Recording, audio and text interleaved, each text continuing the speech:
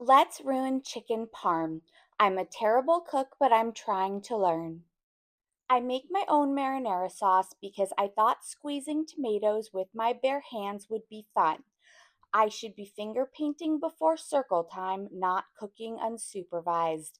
This was messy and time consuming. I make a dry blend of oregano, basil, salt, and sugar. I put it all in a pot with oil and garlic. I let it simmer for 20 minutes. I'm told to butterfly these chicken breasts. I'm glad they used the word butterfly. If they'd told me to cut the chicken in half, I would have done something very different. Now I'm supposed to pound the butterflies using a meat mallet. I don't have one. The recipe says I can use a rolling pin instead. I also don't have one. As a last resort, it says I can use a heavy can.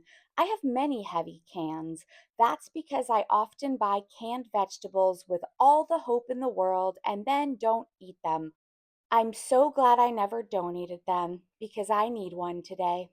I cover the butterflies in salt. The recipe says I need two shallow bowls. All my bowls are really thoughtful. The closest thing I own are these baking devices. I don't know what you call these or why I have two of them, but the last time I tried to talk to them about my depression, they interrupted me to share that the bouncer who kicked them out last night was hot. So, they'll work fine. I beat up some eggs in one of the shallow bowls. In the other, I grate Parmesan cheese. I add regular panko and Italian flavored panko and garlic powder. Now, I'm not sure how you set up a chicken assembly line. The chickens would know, but that's also why I can't ask them.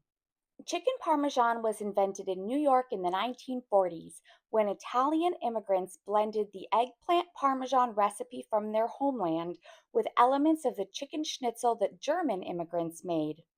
Chicken Parmesan is special because the other ideas the Italians and Germans worked on together in the 1940s were terrible. Let's fry these up. I put each butterfly in hot oil, 2 minutes on either side. They kind of turn out great. Or serving the butterflies over spaghetti today. I put the water on the back burner so it can boil while I do other stuff. A friend mentioned this option today. She said if the water boils before I'm ready, I just turn down the heat a bit. I assumed once the water boiled, it had to be immediate spaghetti time. You would think I'd only encountered water once or twice in my life. I get the butterflies ready to bake with my marinara sauce and more cheese. The spaghetti water is lifeless. I've never used my back burner before, and its dial works differently. Watch as I move it from low heat to high. The chicken goes into an oven preheated to 425 for 15 minutes. The recipe says to cook it to an internal temperature of 160. Thank you all for your tips on how to use my digital meat thermometer. They did not help. I got one from World War II instead. Let's watch this magical boomer relic at work. This meat thermometer had to walk uphill both ways to school. It texts in all caps. It still shares a Facebook account with its dead husband. It eventually stops at 140 degrees. I put the chicken back in. I check on the water, which is not boiling. This meat thermometer went to college with Gerald Ford. It enjoys procedurals on CBS. It still thinks my chicken is at 140 degrees. I put the chicken back in. Now I don't trust that chicken anymore, so next time I put the meat thermometer in a different chicken. Oh my God, this thing is useless. This thing just called me from a landline and asked how to DVR Watson. The chicken is probably fine.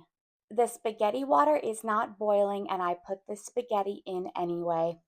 Someone once told me you can tell if spaghetti is done by throwing it against the wall to see if it will stick.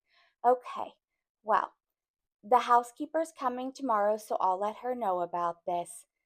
Actually, she might notice. Let's plate. It doesn't look that bad. It looks like regular chicken parm, the cooked kind.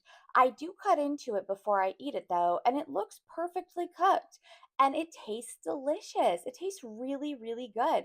It's super flavorful in all the right ways. No Cheetos for dinner tonight. I'm going to eat my chicken parm. I did it.